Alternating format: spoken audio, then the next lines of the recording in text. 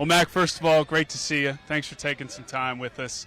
Let me be the first one to ask you, how's it going with Bill O'Brien as your new offensive coordinator and play caller? Yeah, it's going really well. I think OB does a great job just controlling the room. He brings a lot of humor to the meetings, but also it's all business. So we're having a good time in there. But at the end of the day, we all know we're trying to win games, and he's definitely going to put us in a spot to do it. We just got to go out there and have his back and do it for him. What do you guys hope this offense looks like? Honestly, it's what we make it, right? So every year it's a new offense. It's the same system, but we got to kind of create our own identity. I feel like we got a lot of energy in the room, a lot of positive energy. I feel like we have a good group of leaders, and we just got to go out there and just control our own destiny and focus on what we can control. And that's just doing the right thing on each play and really playing for each other. It all comes down to that. Regardless of the scheme, you want to play for your brother next to you, and I feel like we are very close, and we just got to keep getting closer. What do you like about your brothers, as you mentioned, on the offensive side of the ball, the group that you guys are putting together here? Yeah, I think, like I said, it's just a great group. We got some older guys who have played a lot of football here, but also guys that have played on other teams. So it's always good to, get their opinion on things. And, like a guy like Juju or someone like that who's played in a Super Bowl and won a Super Bowl, or David who's won a few Super Bowls. It's like you want to use them as resources, right, and just bounce ideas off them and really just follow their lead and set the example for the young guys. I think the older guys in our room have done a great job of doing that, and really just got to keep it up. Getting ready to talk to you, I was listening to some of the other comments, and two words struck me that you brought up. One was fun, having more fun this year, and trust. Yeah. Why did those two things kind of stand out early in this process with a new offensive coordinator and new group of guys? Yeah, I think it's just something that we talked about. I feel like for any operation to work, regardless of what it is, you need to have trust. And then from there, you can execute and win and then have fun. So if you don't have trust, you don't have anything. I feel like that's something I've always taken a lot of pride in with my coaches, the guys I play with, and everything like that. So definitely a big word, consistency as well. Just trying to be consistent and have each other's backs each day and just fight each day. So much negative attention last year, and that comes in this league when you're not successful. I'm curious, though, did you learn anything that you think is going to be valuable this year and moving forward in your career? Yeah, I think every year is a learning experience. Obviously, it's sometimes easier to learn when you're winning a lot of games, right? But it's harder when you're not. So just to be able to learn and move on and not let the same mistake happen twice or correct it before it happens, I think that's a big thing. And like I said, just having each other's backs, trusting one another. Each year is a new year. You learn that every year in sports. You got a different group of guys, but the motto stays the same, and that's to go out there, compete, and win. How would you describe your off-season on a personal level in terms of the things you focused on at the quarterback position that you felt like you needed to dial in on?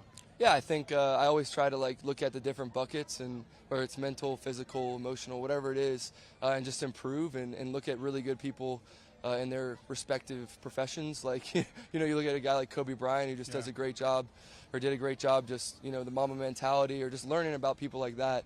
And how can you apply that to the group of guys that you're with every day? And that's just coming in and working really hard and having the right mindset and understanding that you're going to fail. It's part of the NFL. You're going to fail, but it's all about how you come back on the next play, the next drive, the next game. So that's a lot of stuff I put into that. I'm going to continue to do that and hopefully carry that into the season. Did you talk to anybody outside the world of sports that we might find interesting that you think gave you some perspective on leadership and performance? Anything? Yeah, I think talking with Navy SEAL type people and those type of leaders and motivational speakers who have talked to a lot of different people, or just reviewing my notes from Alabama. We had Michael Jordan speak to us on Zoom, or Kobe came and speak to us. So it's just awesome to look back and kind of hey, understand that you've been in front of some really great people. Take what you can from each person and apply it to the room that you have now. And you got to just do it every day. That's the biggest thing for me. Any commonalities in their messaging in that way?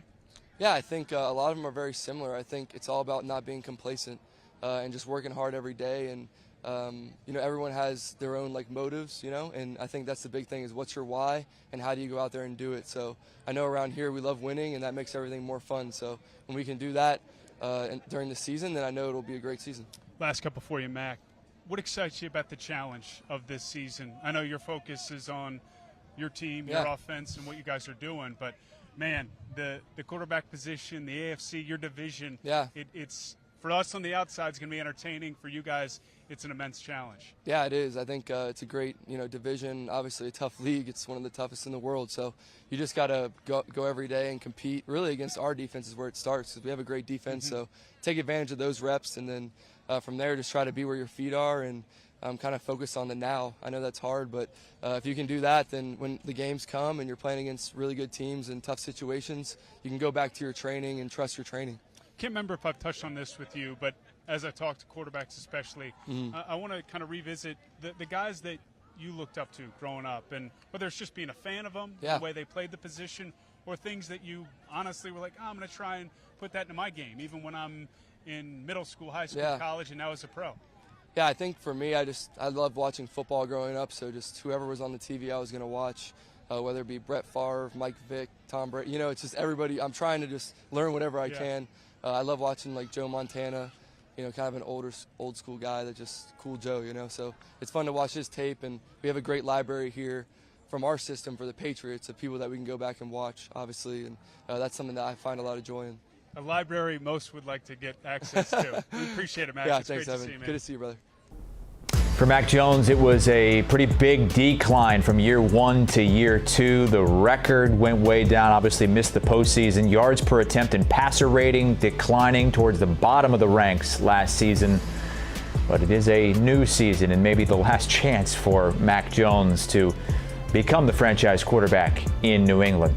Tomorrow, we hit the Denver Broncos. Russell Wilson looking for a bounce back in year 2 with his new head coach, Sean Payton. And next week, we'll hit the NFC East, including the defending NFC champ, Philadelphia Eagles.